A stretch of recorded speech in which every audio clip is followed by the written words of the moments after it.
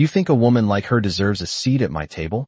Ethan Cole's voice cut through the laughter like a blade wrapped in silk, smooth, confident, cruel enough to draw a reaction without ever raising in volume. And for a second, no one in the private rooftop lounge spoke, not over the clinking glasses, not over the soft jazz drifting through Manhattan's skyline, because everyone knew Ethan Cole didn't joke unless he meant to win, and tonight, he was winning, or at least, that's what he thought, as he leaned back in his tailored charcoal suit, one arm draped over the leather chair, eyes scanning the room like he owned every inch of it, which, in a way, he did, CEO of Cole Dynamics, net worth pushing past 8 figures, the kind of man who didn't just walk into rooms but redefined them, and yet, his gaze stopped on someone who clearly didn't belong, standing near the edge of the crowd like a shadow trying not to be seen, Olivia Carter, holding a half-finished glass of sparkling water, her dress simple, off the rack, slightly creased at the hem, her shoulders drawn in just enough to make herself smaller, as if she'd learned over time that the less space she took, the less people would notice, or judge, or laugh. But they always did, they always had, and tonight was no different, because the moment Ethan pointed at her, the room shifted, subtle at first, then louder, whispers curling into smirks, phones lifting just a little higher, because humiliation, especially in rooms like this, was entertainment, and Ethan, with that slow, deliberate smile, leaned forward, resting his elbows on his knees, voice dropping just enough to make everyone lean in. I could marry any woman in this city, he said, calm, assured, untouchable. Even her. And just like that, the moment snapped into something sharper, laughter breaking out, not loud, not obvious, but enough to sting.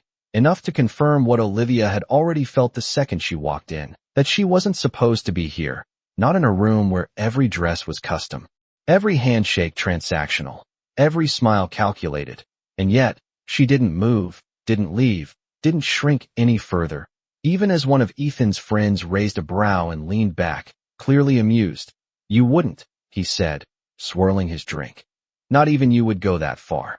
And that was all it took, because for men like Ethan, challenge wasn't something to ignore, it was something to conquer, his jaw tightening just slightly, that flicker of competitiveness lighting behind his eyes. Name the bet, he said, and the table came alive. Numbers tossed around like poker chips, 10,000, 50,000. Then one voice, sharper than the rest, 1 million. And silence followed again, heavier this time, because now it wasn't just a joke, it was a line drawn, and Ethan didn't hesitate. Not even a second. Done, he said. And across the room, Olivia finally lifted her gaze fully, meeting his eyes for the first time, not with shock, not with anger, but something else, something steadier, something that didn't quite fit the narrative everyone had already written for her.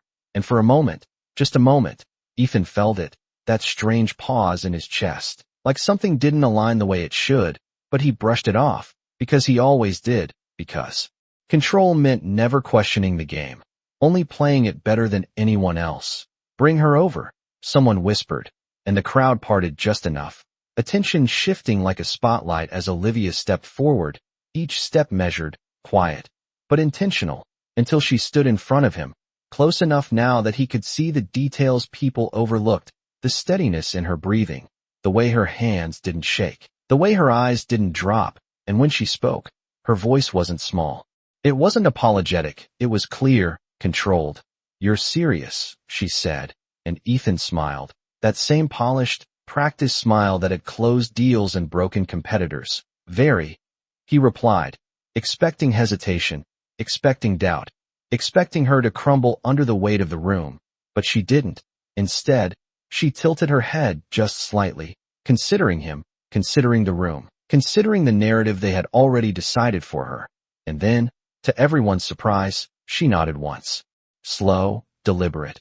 Okay, she said, and the laughter faltered, confusion slipping in where certainty had been, because that wasn't how this was supposed to go. She was supposed to refuse, to walk away, to prove them right.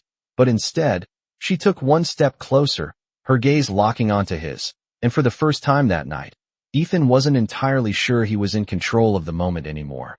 But if we're doing this, she continued, voice steady, we do it my way too.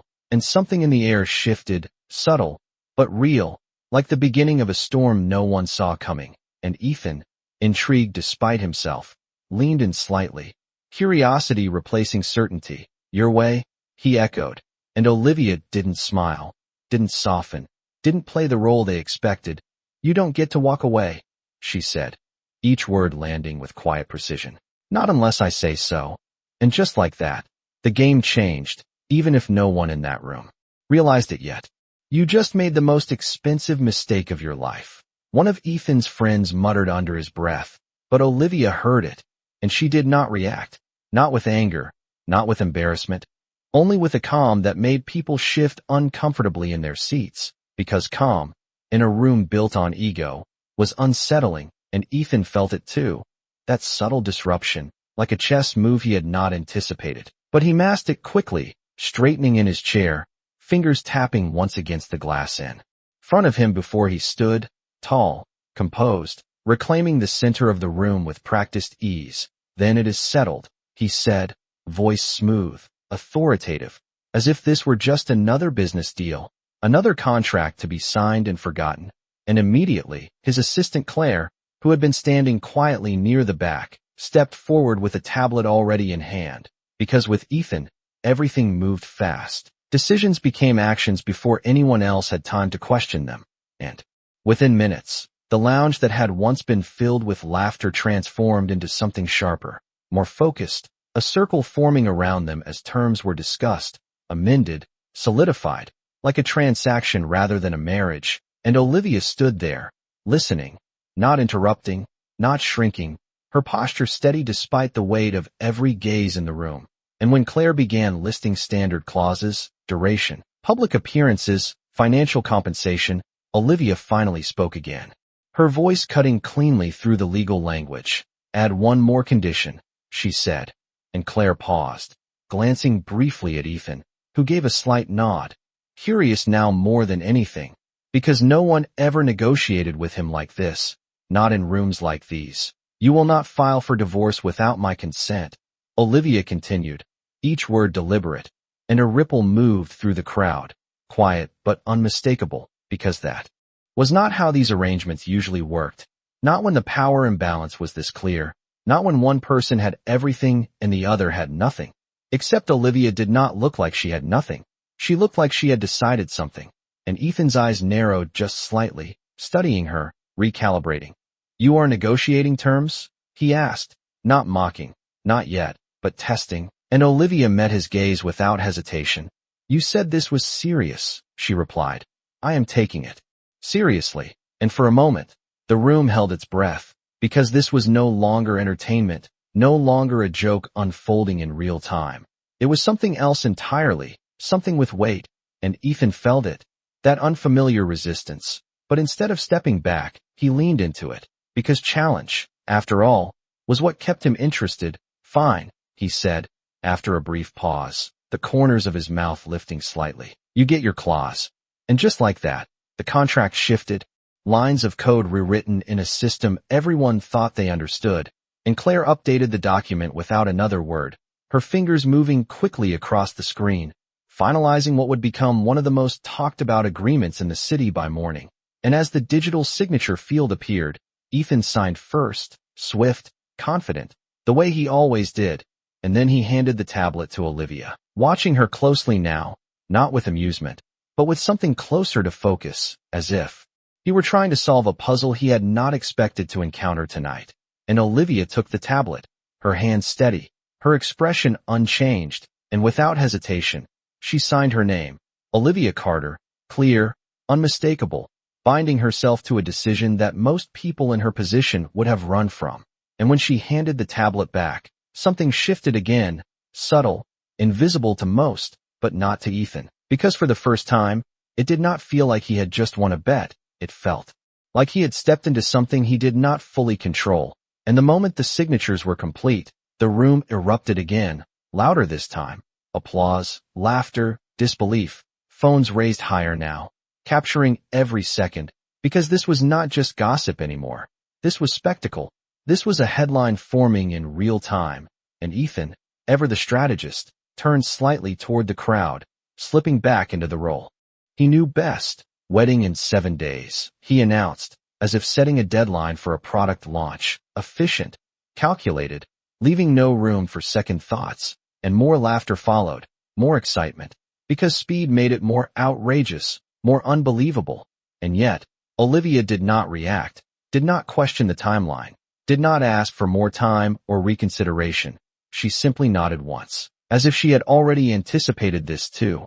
And that was when Ethan felt it again, that flicker of something unfamiliar, not doubt, not fear, but curiosity edged with something sharper, something that made him look at her not as a joke, not as a challenge, but as an unknown variable. And as the crowd began to disperse, conversations buzzing, deals already being made on how this would play out, Ethan stepped closer to her, lowering his voice just enough to separate their conversation from the noise. "You realize what you just agreed to," he said, not as a warning, but as a statement, and Olivia met his gaze one more time, unwavering. "Yes," she replied. "I do." And there was no hesitation, no tremor, no sign of regret, only certainty.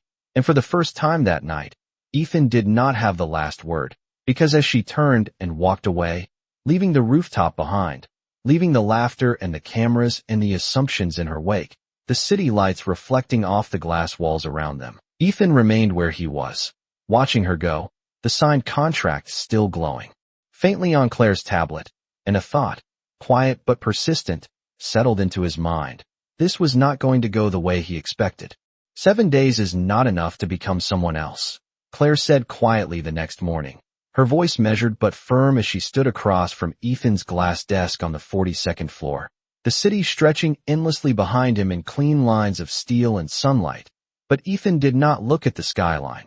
He was looking at the tablet in his hand, at the contract, at one clause in particular that had no business being there. "You will not file for divorce without my consent," and for a man who built his empire on control, on exits, on knowing exactly when and how to walk away, that single line felt inconvenient.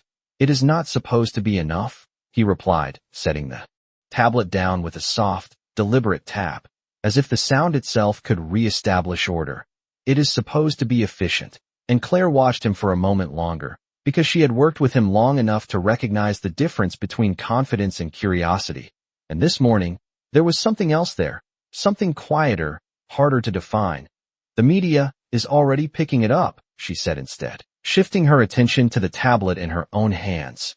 "Every major outlet, social media platforms, trending #1 in New York, some are calling it bold, most are calling it a publicity stunt, and a few are not being kind."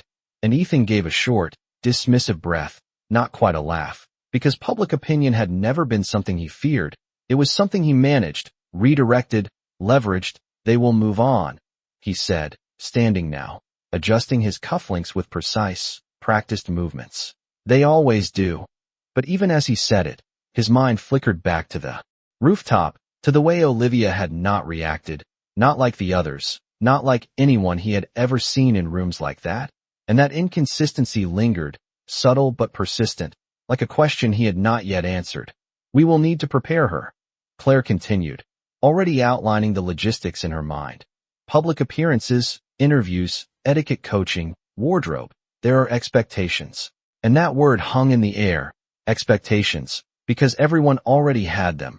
Of Olivia, of him, of how this would unfold. Predictable, controlled, temporary. "Handle it," Ethan said simply, turning toward the window now, the city reflecting faintly in the glass, a version of himself layered over everything he owned, everything he controlled, everything that had always followed his rules, until last night, until one unexpected clause shifted the balance just enough to be noticed. And across the city, in a much smaller apartment where the sunlight came in softer, filtered through thin curtains and uneven blinds, Olivia sat at a narrow kitchen table with a single cup of coffee growing cold in front of her, her phone face down beside it. Because she already knew what it would say, she had seen enough before turning it off. Headlines, comments, speculation, strangers deciding who she was, what she deserved, what this meant. But none of that was new. Not really. She had lived with judgment long before it came with headlines. And yet, this felt different, Not because of what people were saying, but because of what she had chosen. And slowly, she reached for the phone, turning it over, the screen lighting up with a flood of notifications, each one a reminder that her life had shifted overnight. And for a moment, just a moment, her fingers hesitated above the screen, because this was the point where most people would question themselves, would doubt, would reconsider, but Olivia did not. Instead, she unlocked the phone, scanning the headlines with the same steady expression she had carried the night before. Millionaire CEO's shocking bet. Mystery woman identified. Social media reacts. And she exhaled softly, not in frustration, not in fear, but in acknowledgement, because this was part of it. This was always going to be part of it. And she had already decided, 7 days, she thought, not to become someone else, but to remind them that they had never known who she was to begin with. And as if on cue, her phone buzzed again, a new message this time, from an unknown number, but she already knew who it was before she opened it. We begin today. Car arrives at 9. Ethan Cole, short, direct, efficient, exactly as expected, and Olivia stared at the message for a second longer before placing the phone down, untouched, because she was not going to respond, not immediately, not automatically, because if this was going to work, if this was going to be more than what they thought it was, then the rules would not be one-sided. And across the city, Ethan checked his watch. 9:15 now, and the car had already been dispatched, the schedule already set, because time, like everything else, was something he controlled. And yet, when Claire stepped back into his office, her expression neutral but her eyes slightly sharper, he knew before she spoke that something had not gone according to plan. She is not in the car, Claire said. Simple, factual, and Ethan turned slowly, not irritated, not yet, but focused, recalculating. She declined, he asked. And Claire shook her head once. She did not respond. And there it was again. That same subtle shift, that same unexpected resistance, not loud, not dramatic, but enough to disrupt the rhythm he was used to, and Ethan's jaw tightened just slightly, not in anger, but in interest, because this was not defiance for the sake of attention. This was something else, something deliberate, and instead of issuing another order, instead of forcing the situation back into the shape he preferred, he reached for his phone, scrolling once, twice, until he found her name, Olivia Carter, and for a brief moment, his thumb hovered over the screen, because this was not how he operated. He did not chase, he did not adjust, he dictated, but then again, this was not a standard agreement anymore, was it? And slowly, almost thoughtfully, he pressed call, the line ringing once, twice, 3 times, before it connected, and when Olivia answered, her voice was exactly the same as the night before, calm, steady, unhurried. You are late, Ethan said, not as an accusation, but as a statement of fact, and there was a pause, not long, but intentional, before she replied. No, she said, you are early. And just like that, without raising her voice, without changing her tone, she shifted the ground beneath him again, and for the first time in a long time, Ethan Cole realized that this was not going to be a process he controlled from start to finish, because Olivia Carter was not following his timeline. She was creating her own. Control is only an illusion when the other person refuses to follow your rules, Ethan said quietly, almost to himself, as he stood by the floor-to-ceiling window, the phone still in his hand after the call had ended, and for the first time in years, his schedule, his precision, his perfectly constructed system had been interrupted by something as simple as a woman saying no without actually saying no. And behind him, Claire watched in silence, recognizing the shift even before he turned around, because Ethan did not repeat himself, he did not chase. And yet here he was, recalculating. Reschedule the car, he said finally, voice calm again, but not quite the same as before. No, Claire replied carefully. She asked for a location instead, and that was new, that was different, that was not how this was supposed to work, but Ethan did not hesitate this time, because curiosity had already taken root. Where? He asked, and Claire glanced at her tablet. A small cafe on 3rd Avenue. No press, no staff, just you. And for a moment, Ethan said nothing, because that request alone dismantled half the structure he had already built around this arrangement. No controlled environment, no prepared setting, no advantage, just a meeting on her terms. And then, slowly, he nodded once. Cancel the car, he said, reaching for his coat. I will go myself. And an hour later, the city looked different from street level. Louder, less predictable. People moving in every direction without awareness of who passed them, without pausing for status or wealth. And Ethan stepped onto the sidewalk with a presence that still turned heads, even without the boardroom behind him, because power, real power, followed him whether he wanted it to or not. But as he pushed open the glass door of the cafe, the atmosphere shifted immediately. Warm light, the low hum of conversation, the scent of coffee and baked bread, nothing curated, nothing designed to impress, just real. And she was already there, sitting near the window, a simple notebook open in front of her, a pen resting between her fingers as if she had been writing before he arrived. And for a second, Ethan paused, observing, because this version of Olivia Carter did not match the image that had flooded the media, did not match the assumptions made in that rooftop lounge. She looked composed, grounded, as if she belonged exactly where she was. And when she looked up, her expression did not change. No surprise, no performance, just acknowledgement. You found it, she said, her voice steady, and Ethan stepped closer, pulling out the chair across from her without asking, sitting down as if this were any other meeting, any other negotiation. But it was not anymore.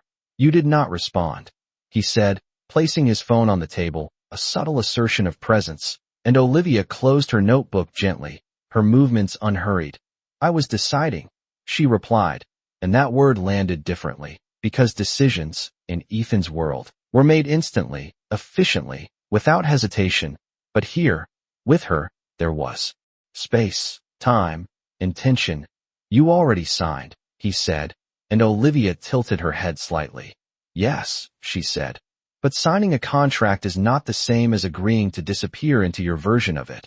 And for a moment, the noise of the cafe seemed to fade, not because it actually did, but because the conversation had shifted again, deeper now, more defined.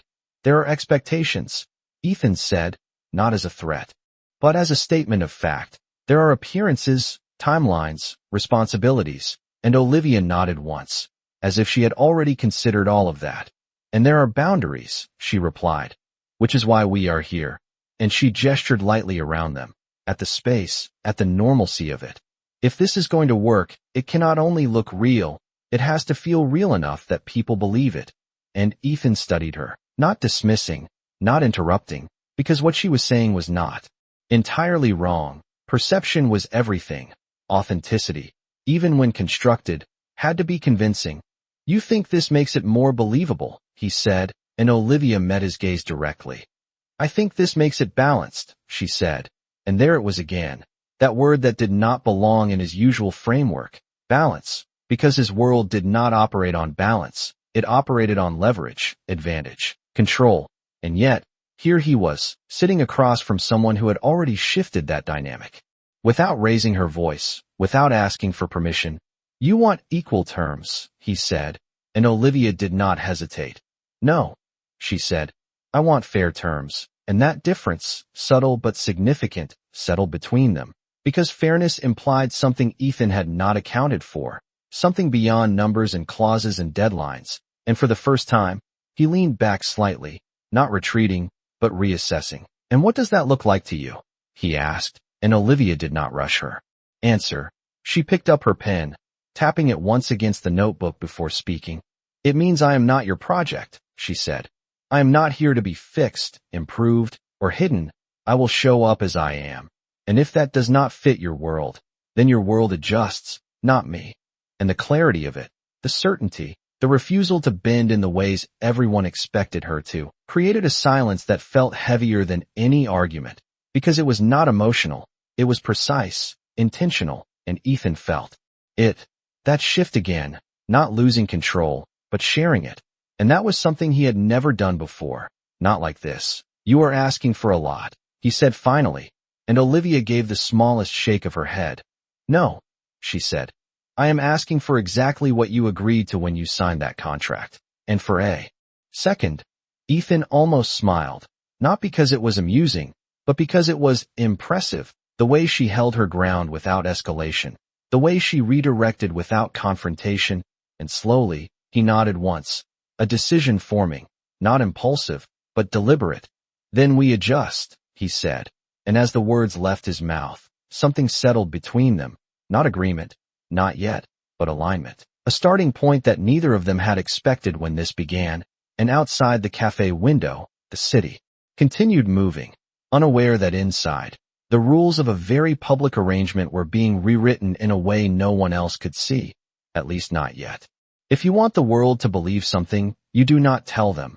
You show them, Olivia said quietly as she reached for her coffee, now lukewarm but untouched, and Ethan watched her for a second longer than necessary, because that sentence did not sound like something learned overnight. It sounded practiced, lived, understood at a level most people in his world only pretended to grasp, and he leaned forward slightly, resting his forearms on the table. Then show me, he said, not as a challenge, but as an invitation, and Olivia did not hesitate.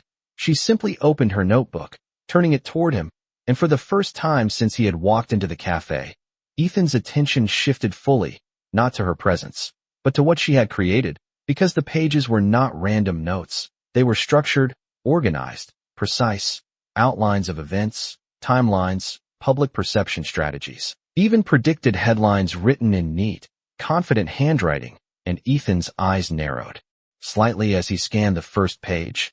You planned this, he said, not accusing, but recognizing, and Olivia shook her head once. No, she replied. I prepared for it.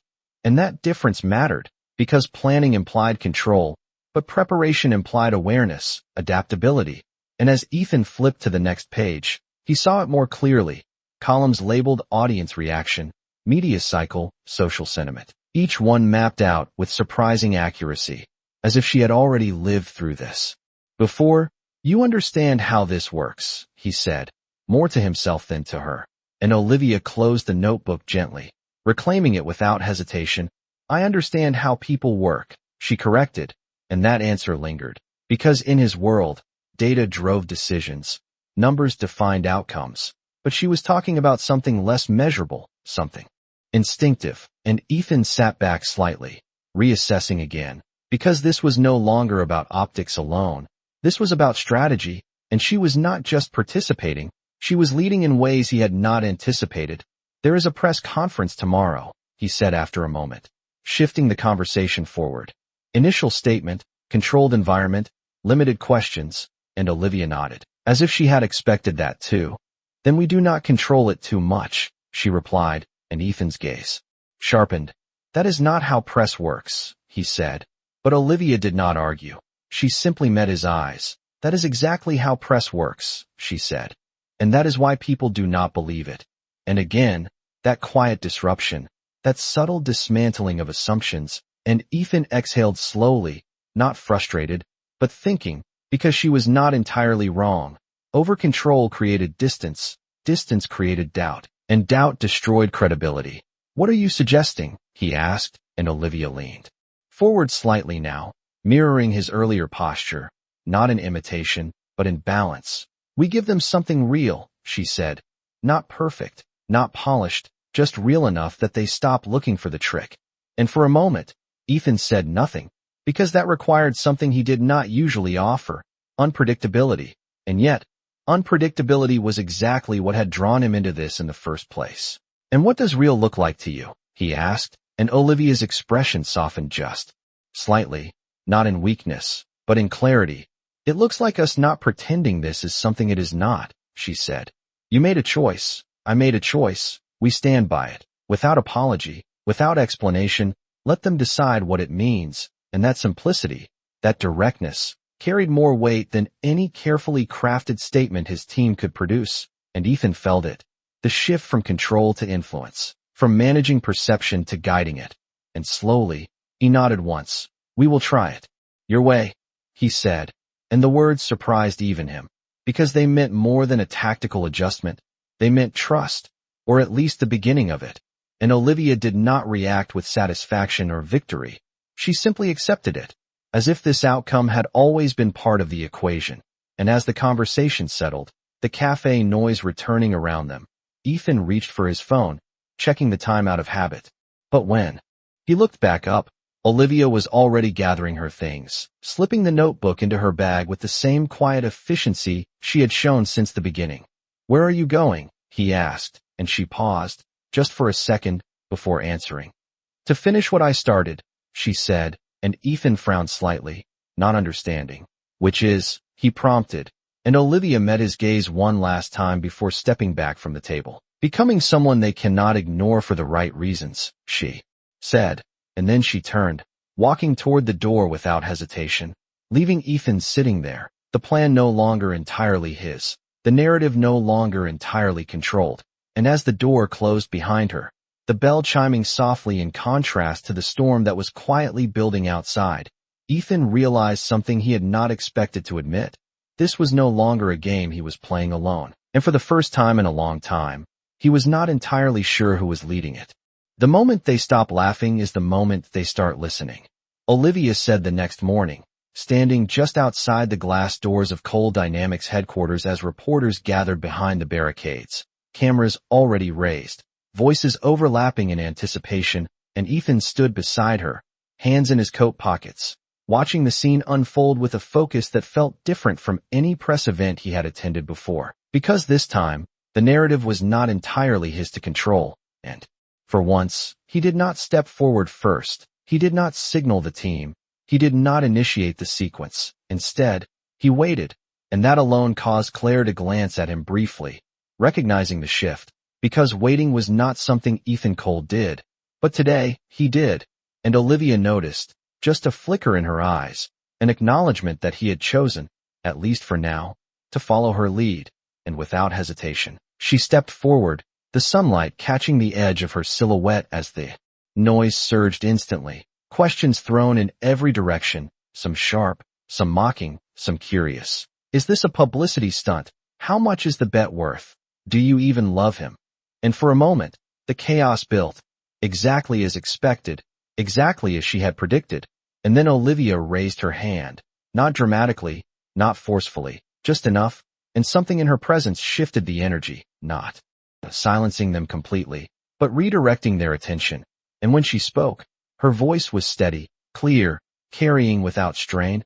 "I know what you are all thinking," she said, and there was no defensiveness, no apology, just acknowledgement. "You think this is a joke, a headline, something temporary." And a few reporters exchanged glances, because she had named it without hesitation, without trying to soften it. And Ethan watched closely now, not intervening, not correcting, because this was the moment they had discussed, the moment where Rio would either work or collapse. And maybe it started that way.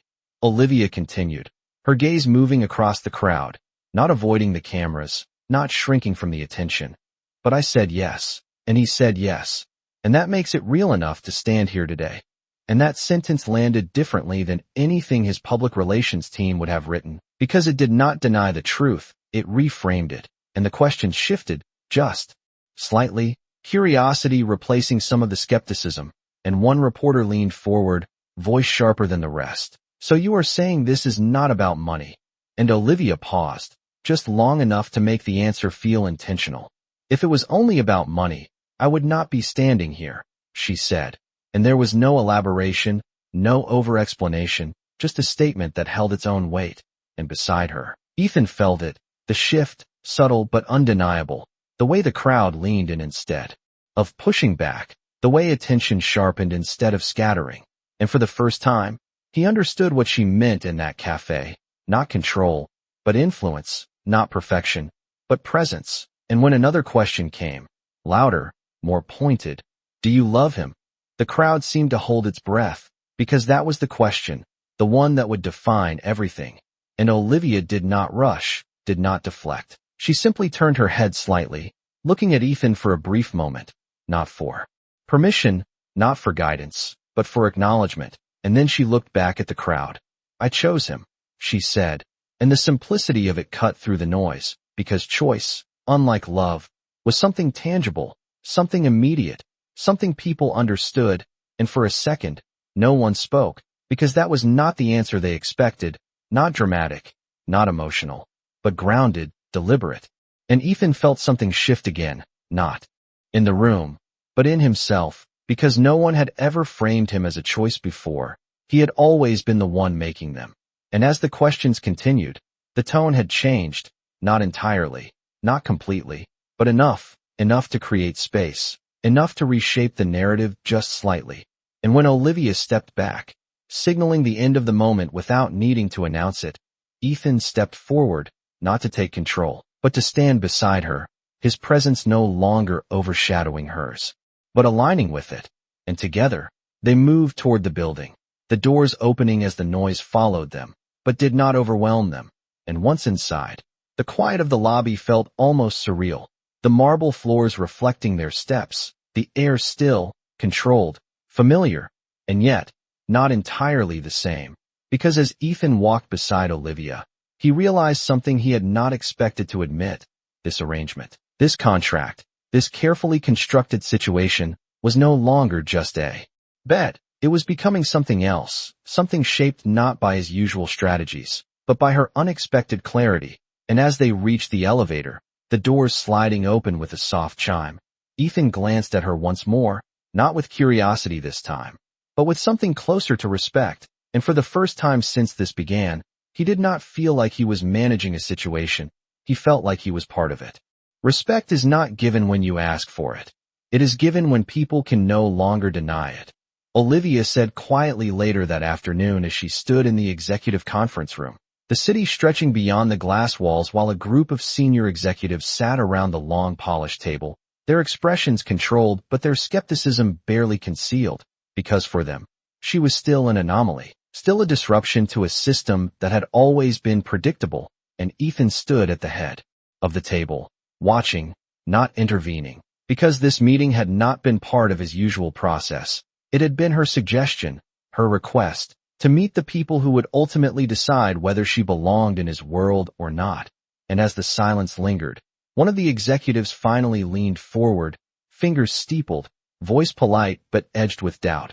"We understand the public situation," he said, choosing his words carefully, "but internally, there are expectations regarding representation, professionalism, and alignment with the company's image." And the implication was clear. They did not see her as fitting any of those categories.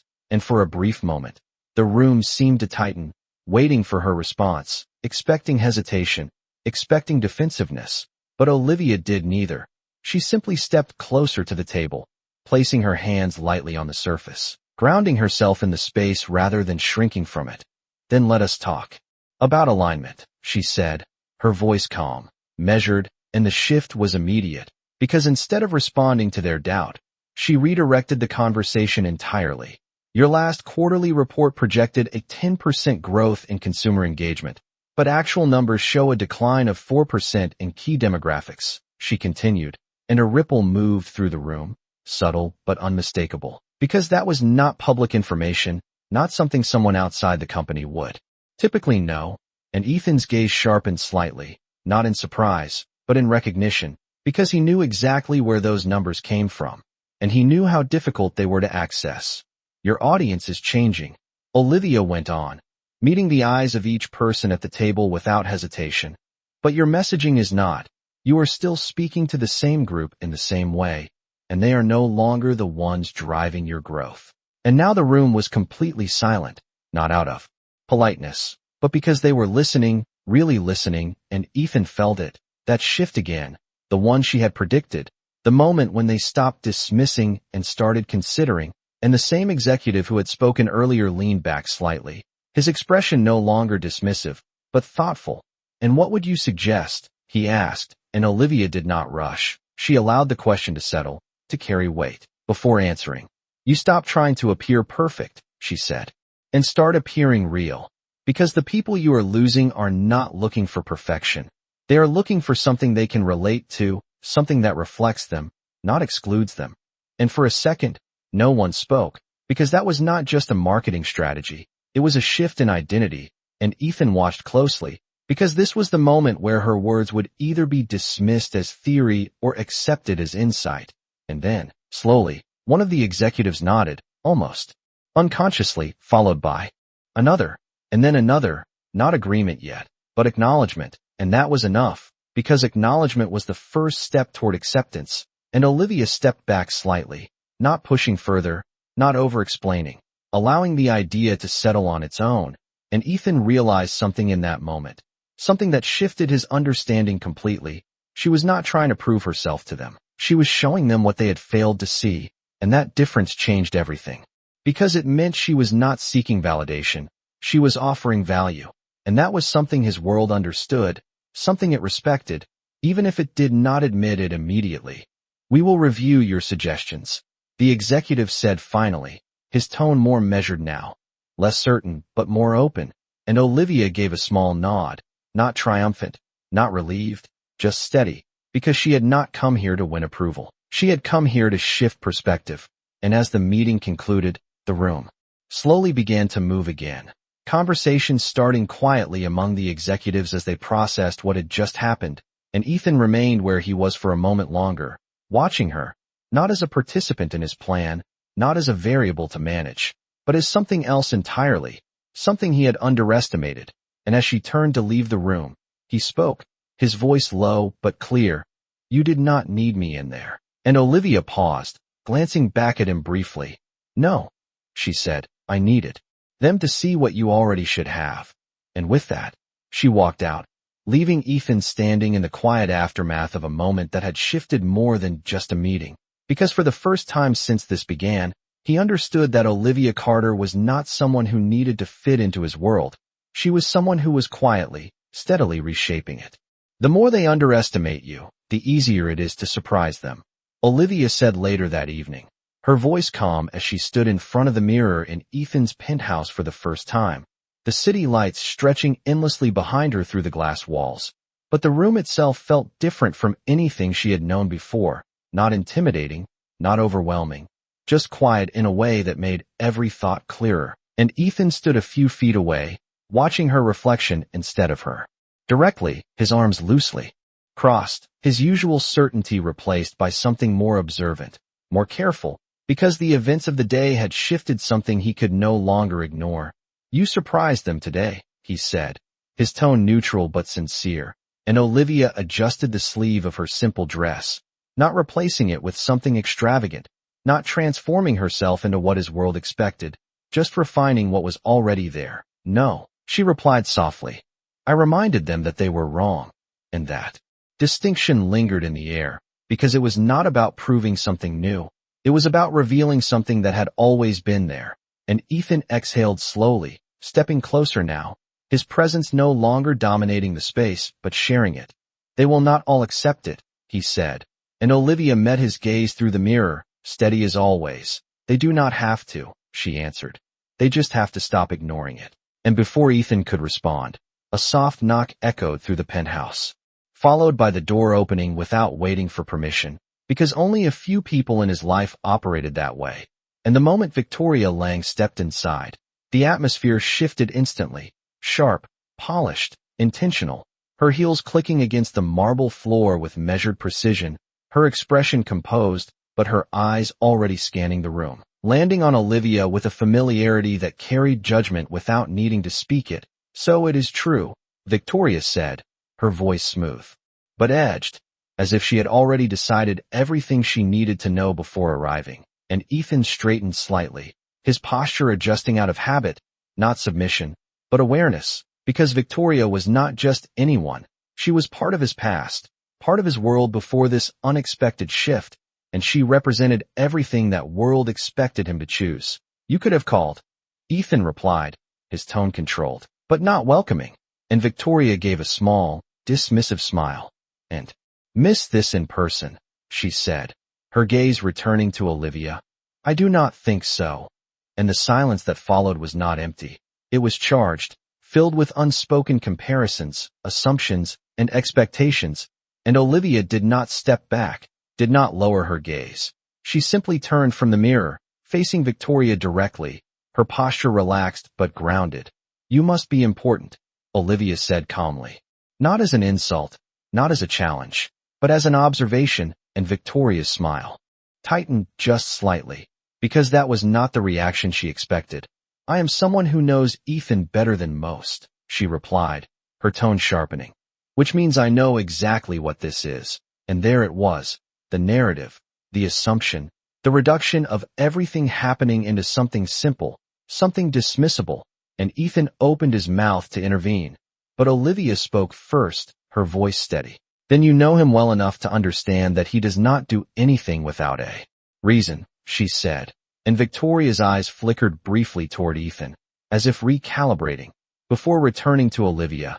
And you think you are that reason, she said, and for a moment, the room seemed to pause, waiting for Olivia to defend herself, to justify, to explain, but she did none of those things. Instead, she tilted her head slightly, considering the question as if it were worth answering. No, she said simply. I think I am the result. And that answer, unexpected and precise, shifted something subtle but undeniable, because it removed the need for approval, for validation, for comparison, and Ethan felt it. That same shift he had been noticing all day, the way Olivia redirected without confrontation, the way she dismantled assumptions without raising her voice, and Victoria, for the first time since entering the room, did not have an immediate response, her expression tightening just enough to reveal the crack beneath her composure.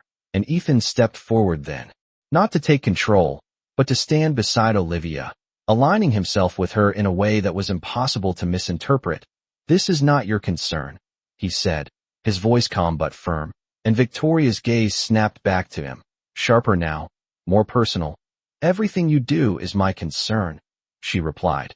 But there was something different in her tone, less certain, more reactive, because for the first time, she was not controlling the narrative either, and Ethan held her gaze for a moment longer, before shaking his head slightly. Not anymore, he said, and the words settled heavily in the room, not loud, not dramatic, but final in a way that did not require repetition, and Victoria exhaled slowly, her composure returning, but not completely, because something had shifted here too, something she could not fully control, and as she turned toward the door, her heels echoing again against the floor, she paused just long enough to glance back at Olivia.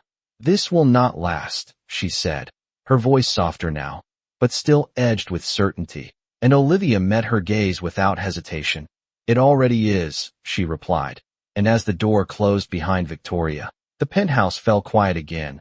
But it was not the same quiet as before. It was heavier, more defined, as if the lines between past and present had just been drawn, and Ethan stood there for a moment, looking at Olivia, not with curiosity, not with surprise, but with something deeper, something closer to understanding, because the woman he had once pointed at as a joke was now the one redefining everything he thought he knew about control, about power, and about what it meant to choose.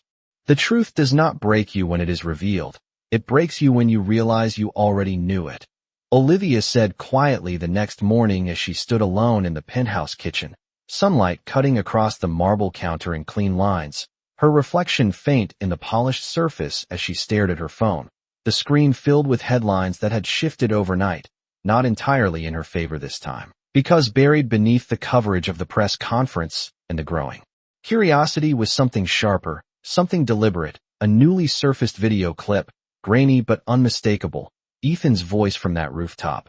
I could marry any woman, even her, replaying again and again across every platform, stripped of context, stripped of time, reduced to a single moment designed to humiliate, and Olivia's fingers tightened slightly around the edge of the counter, not out of shock, not out of surprise, but out of recognition, because this was the part she had anticipated, the part where the narrative turned, where the world stopped questioning and started judging, and behind her, the soft sound of footsteps broke the stillness as Ethan entered, his presence immediately shifting the air, his expression already aware, already calculating, because he had seen it too. He had known this was coming the moment Victoria walked out of that penthouse the night before. It is everywhere, he said, his voice controlled but edged with something sharper than usual, something closer to frustration, and Olivia did not turn immediately. She allowed the silence to settle between them for a second longer before facing him, her expression unchanged, steady. Of course it is, she replied. And that calm, that lack of visible reaction, unsettled him more than anger would have, because anger he could manage, anger he could respond to. But this quiet acceptance, it forced him to confront something else entirely. I will handle it, he said quickly, stepping closer, already reaching for his phone as if the solution could be executed the same way he solved everything else, through control, through influence, through immediate action.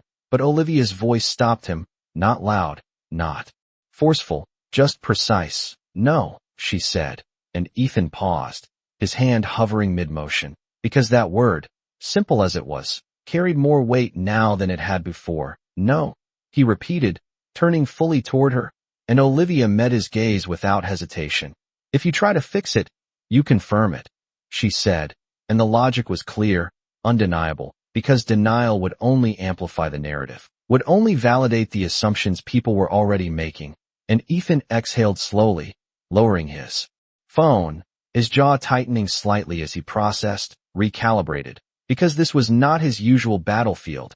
This was perception, emotion, something less tangible but no less powerful. Then what do we do? He asked, and that question alone marked the shift, because Ethan Cole did not ask what to do. He decided, he directed, he executed.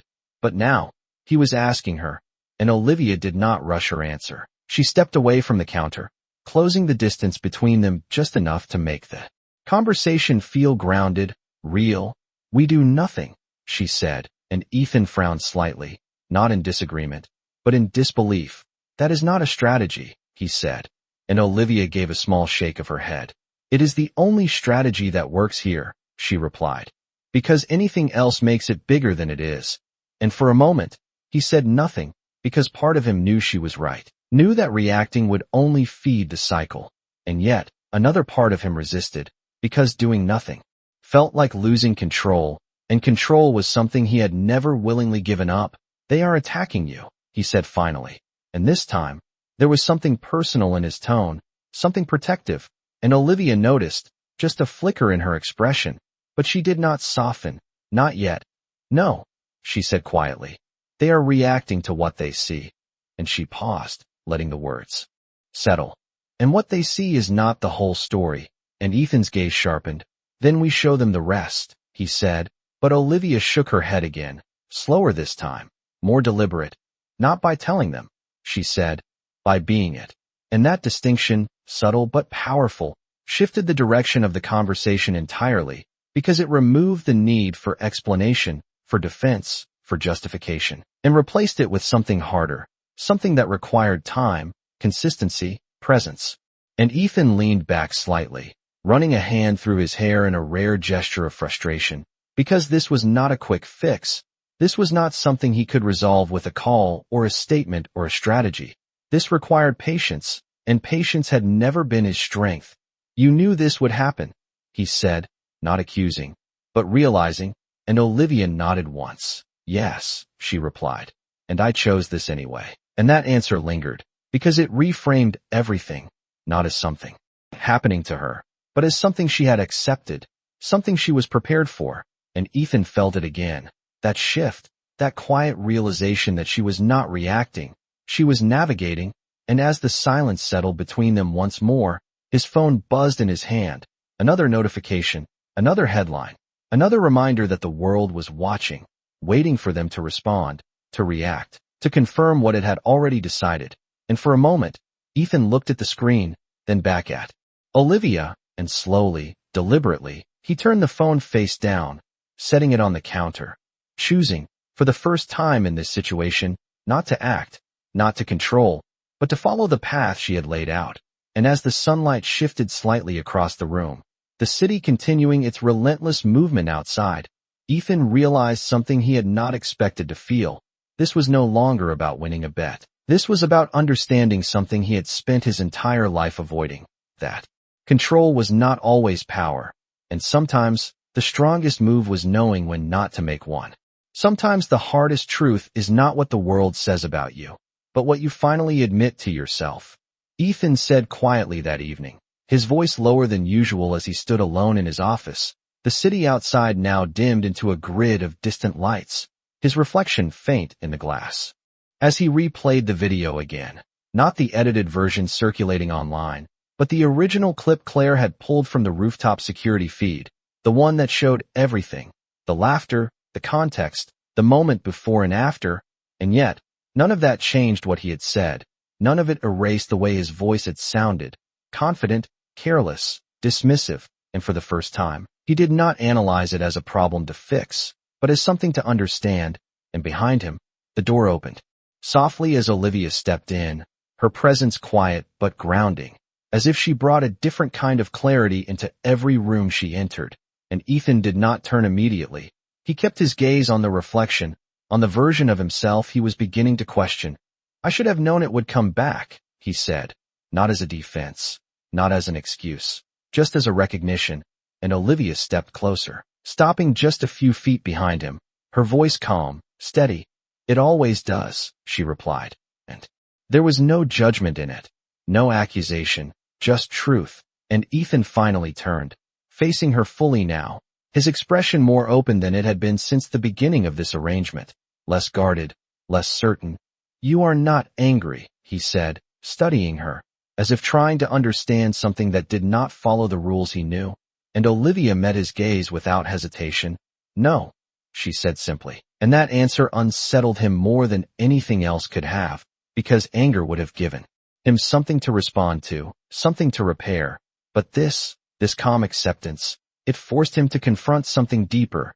"You should be," he said, his voice tightening slightly, and Olivia shook her head, not dismissing, but clarifying. "No," she said again, "I should understand," and she paused, letting the words settle before continuing. "You said what you believed in that moment, and the world is reacting to that, not to who you are now." And Ethan exhaled slowly, running a hand along the back of his neck, a rare sign of tension he did not bother to hide this time, because she had already seen through every layer he tried to maintain. "And what if they are right?" he asked, the question quieter now, more personal, and Olivia took another step forward, closing the distance just enough to make the conversation feel grounded. "Then you decide if you want to stay that person," she said, and the simplicity of it, the lack of complexity, the absence of judgment, made it impossible to deflect, because it was not about public perception anymore.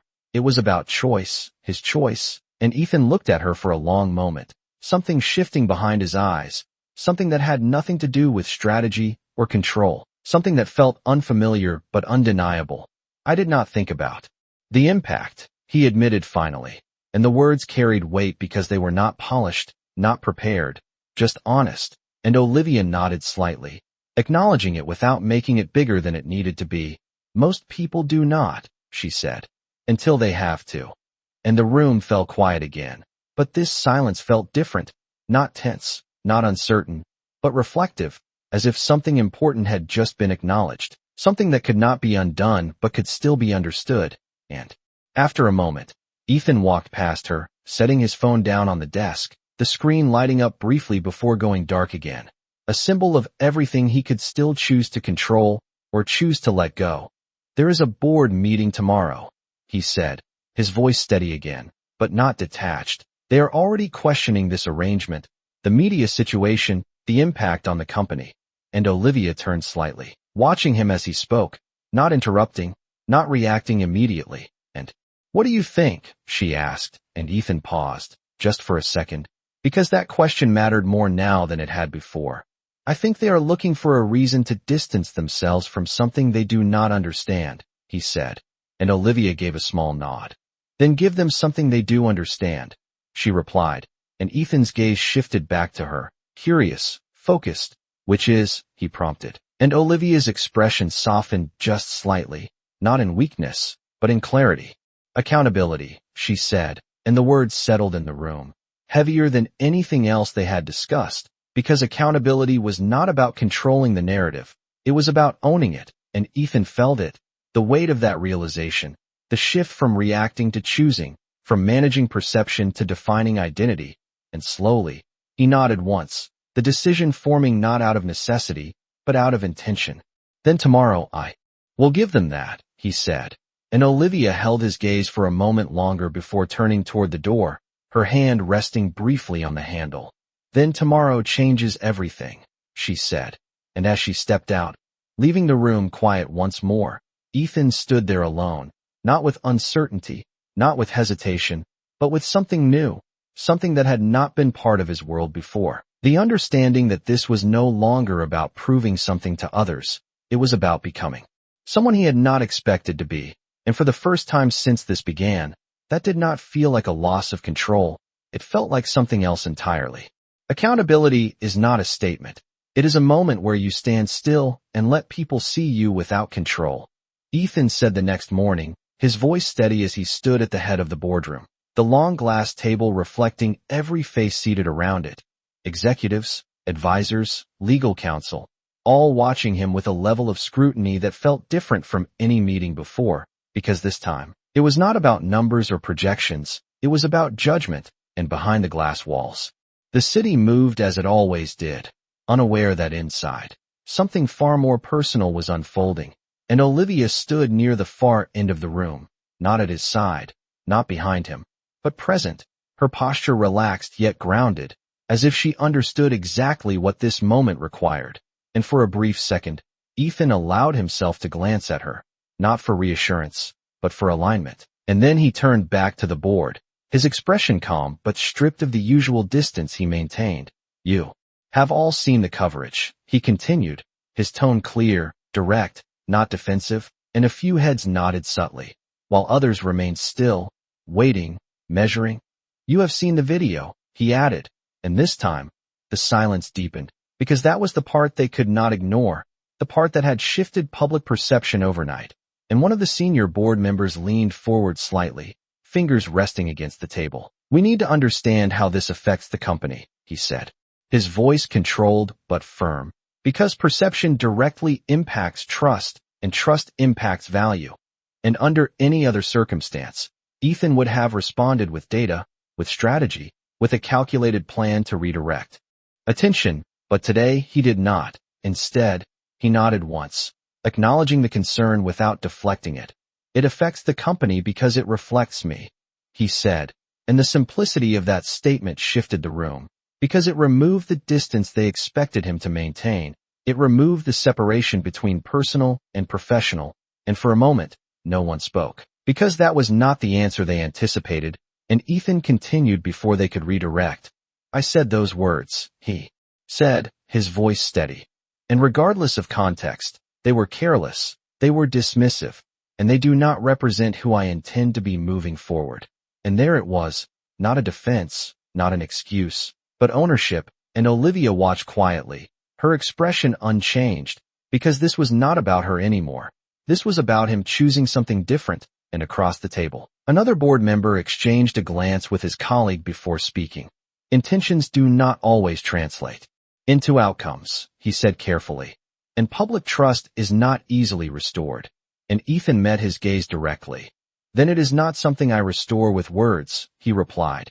It is something I earn back through actions, and that answer carried weight, because it aligned with something deeper than corporate strategy, it aligned with credibility, and the room shifted again, not entirely convinced, but no longer dismissive. And Ethan took a step forward, closing the space between himself and the table just enough to make the moment feel more grounded, more personal. This arrangement, he said, not using the word marriage, not defining it in the way they expected, was not handled with the level of awareness it should have been.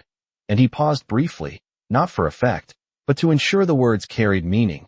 But it is not something I will step away from to protect perception. And that sentence landed harder than anything else, because it contradicted everything they assumed he would do, everything they expected from a man who had built his success on calculated decisions. And a quiet tension moved through the room, not hostile, but uncertain, because this was no longer a predictable outcome.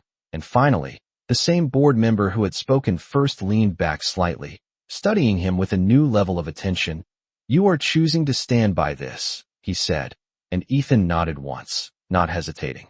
I am choosing to stand by my decisions and take responsibility for them, he replied, and for a moment, the room was completely still, because that answer left no room for negotiation, no room for adjustment.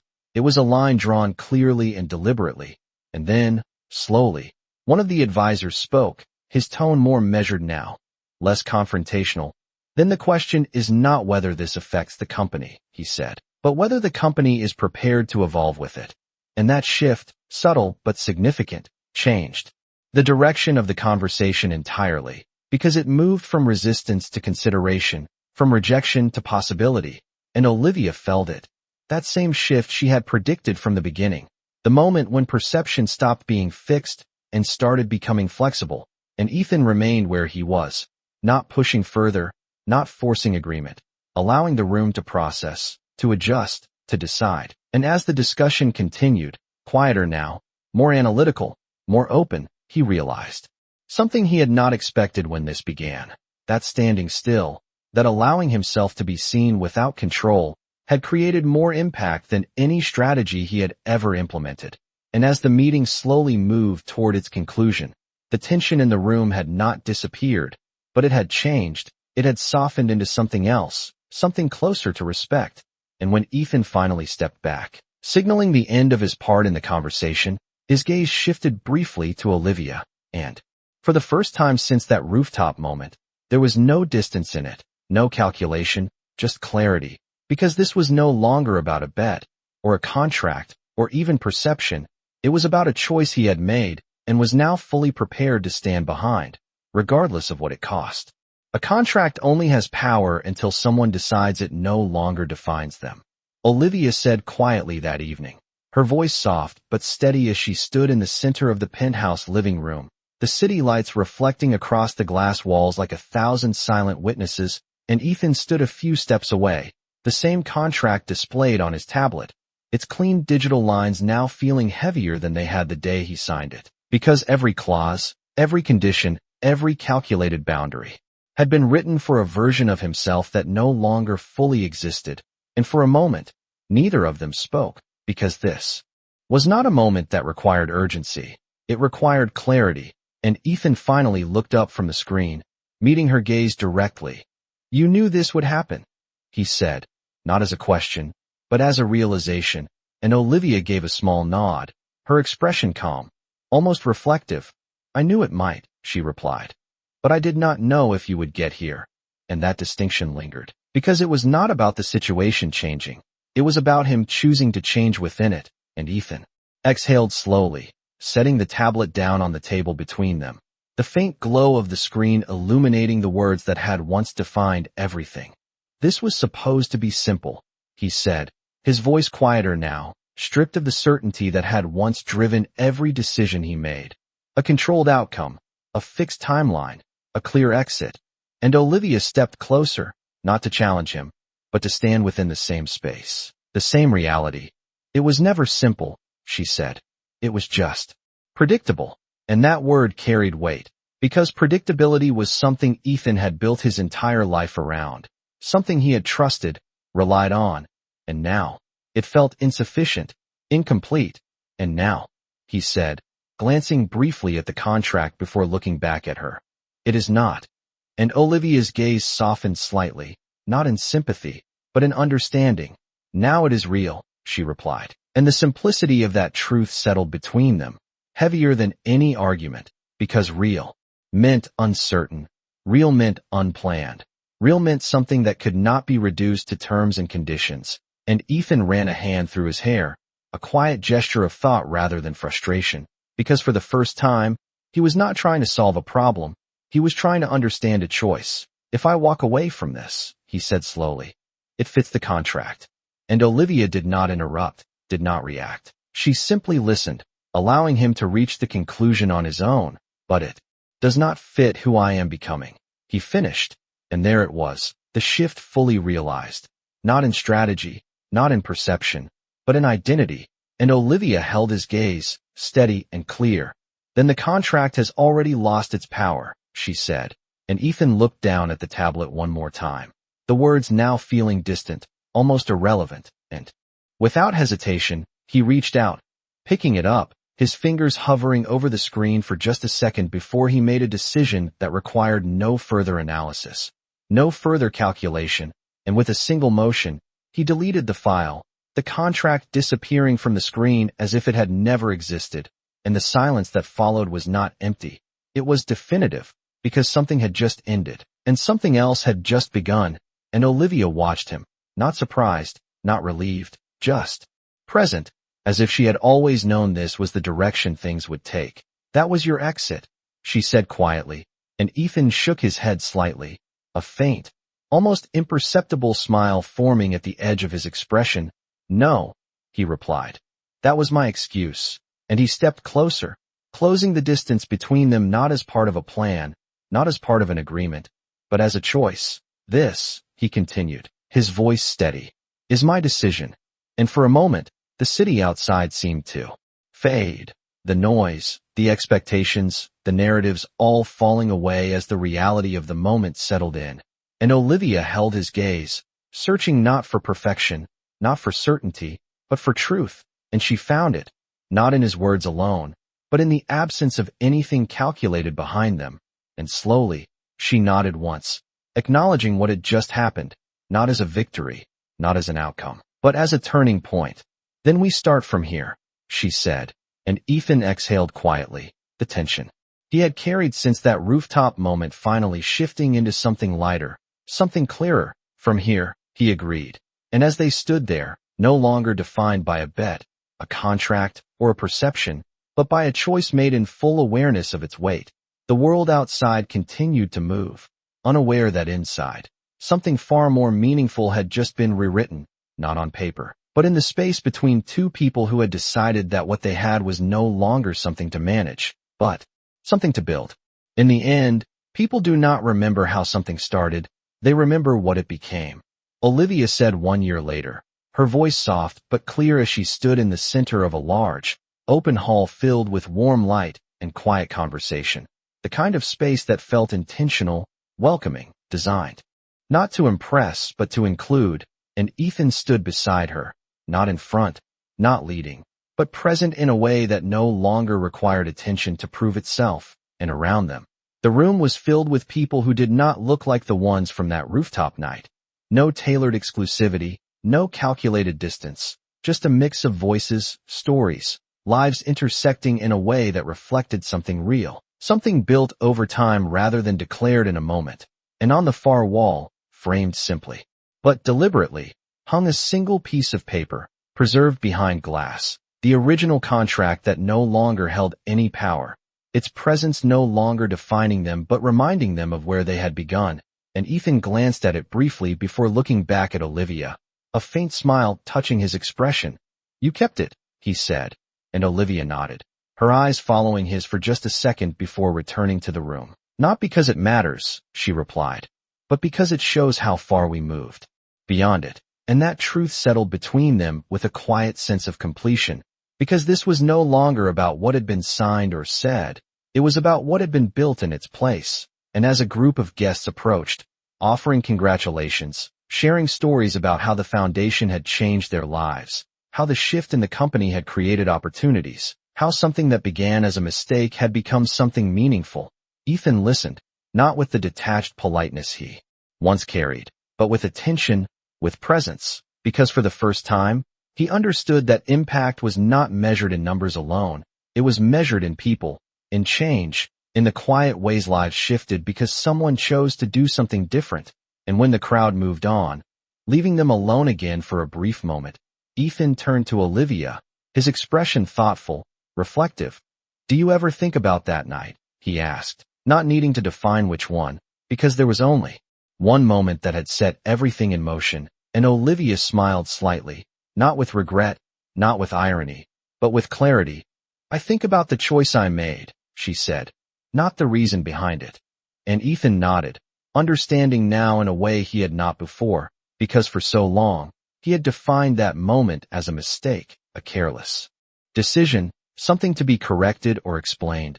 But now he saw it differently, not as something to erase, but as something that had forced him to confront who he was and who he wanted to become. And he took a small step closer, his voice lower now, more personal. I thought I was choosing something easy, he admitted, something temporary. And Olivia met his gaze, steady as always. And instead, she said softly, you chose something real. And the simplicity of that statement carried more weight than anything else, because real was not easy, real was not predictable. Real required presence, honesty, and the willingness to let go of control. And Ethan exhaled quietly, the weight of that realization no longer heavy, but grounding. I would make that choice again, he said, and there was no hesitation, no calculation, just certainty. And Olivia held his gaze for a moment longer before nodding, a small, meaningful acknowledgement that needed no further words. And as the evening continued around them, the soft hum of conversation blending with the warm light and the quiet sense of something completed and something ongoing, Ethan realized that the most unexpected part of all of this was not how it started, not how it changed, but how it continued, not as a story people talked about, not as a headline that faded, but as something lived, something chosen again and again in the small, everyday moments that no one else saw.